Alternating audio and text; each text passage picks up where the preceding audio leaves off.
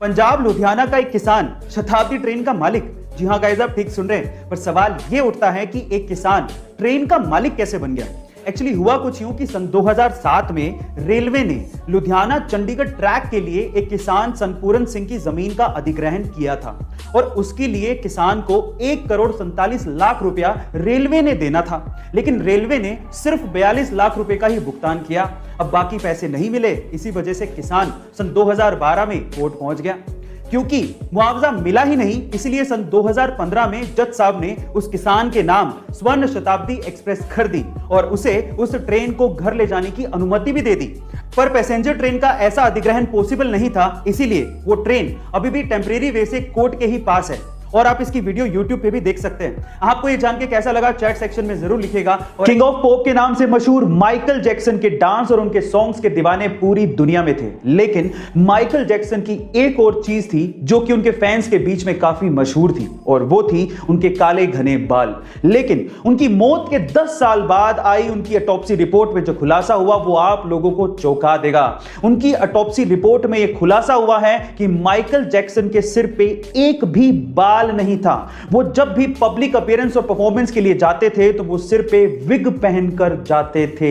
Guys, ये चकाचौंध भरी दुनिया अंदर से कितनी काली और गहरी है ये कोई नहीं जानता। क्या इसके पहले तक माइकल जैक्सन का ये राज आप जानते थे? कमेंट सेक्शन में जरूर लिखिएगा। जनरली क्रेडिट कार्ड को यूज करने से हम लोग डरते हैं, लेकिन एक आयरिश बंदा सिर्फ क्रेडिट कार्ड को यूज करते हुए मिलियनेयर बन गया। कैसे, मैं आपको बताता हूं। अगर आप क्रेडिट कार्ड यूज करते हो तो आपको ये पता होगा कि आप जितना यूज करोगे कंपनी आपको उतना ही ज्यादा रिवॉर्ड देती है। अब इस आयरिश बंदे ने उसी चीज का फायदा उठाया। ये बंदा क्या करता था, क्रेडिट कार्ड से सबसे पहले $500 का गिफ्ट कार्ड खरीदता, फिर उसके बाद उसी गिफ्ट कार्ड को वो एनकैश करता, फिर उसी कैश से क्रेडिट कार्ड का बिल वापस भर देता। उसने कभी क्रेडिट कार्ड से परचेजिंग की ही नहीं। फायदा यह था कि कंपनी उसे हर $500 के गिफ्ट कार्ड पे $25 का रिवॉर्ड देती थी। कभी खर्चा किया नहीं, ऊपर से $25 का रिवॉर्ड अलग से। ऐसे करते करते उसने $3 लाख इकट्ठे कर लिए, यानी कि लगभग 2,17,00,000। लेकिन एक दिन टैक्स डिपार्टमेंट की उसकी अर्निंग पे नजर पड़ गई, तब जाके ये बात खुली, लेकिन ये बंदा तब तक कमा चुका था।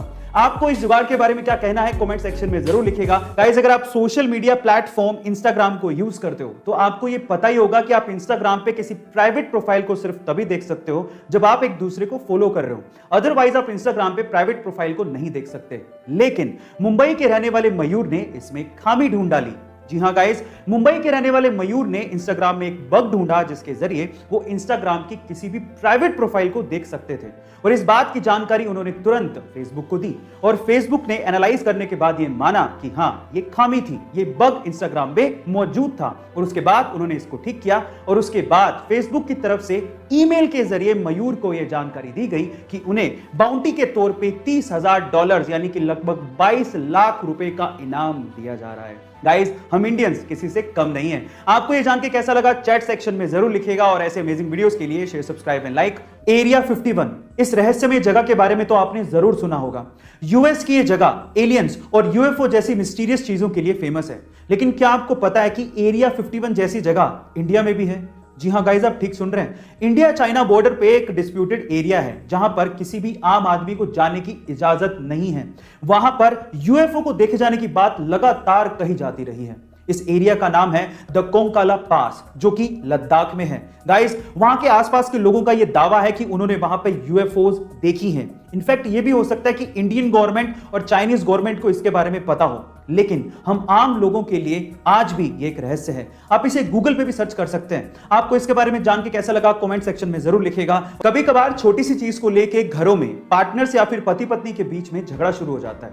हमारे ओपिनियंस मैच नहीं करते और इसीलिए हम लोग आर्ग्यूमेंट करना शुरू कर देते हैं, और सेल्फ कंट्रोल ना होने की वजह से स्थिति बद से बदतर होती चली जाती है। और अगर आप ऐसी सिचुएशन से बचना चाहते हैं तो सबसे पहले जैसे ही आपको महसूस हो कि आर्ग्यूमेंट या झगड़ा शुरू होने वाला है, अपने आप को 10 मिनट के लिए उस सिचुएशन से दूर कर लीजिए, और कम से कम 10 मिनट तक आप किसी भी बात का जवाब ना दीजिए, और हो सके तो बाथरूम जाइए और उस हाथ से ब्रश कीजिए जनरली जिस हाथ से आप ब्रश नहीं करते हैं। जिससे आपका दिमाग उस प्रॉब्लम को एक नए सिरे से सोचेगा और हो सकता है कि आपको सॉल्यूशन भी मिल जाए और आपका इससे सेल्फ कंट्रोल भी बढ़ना शुरू हो जाएगा।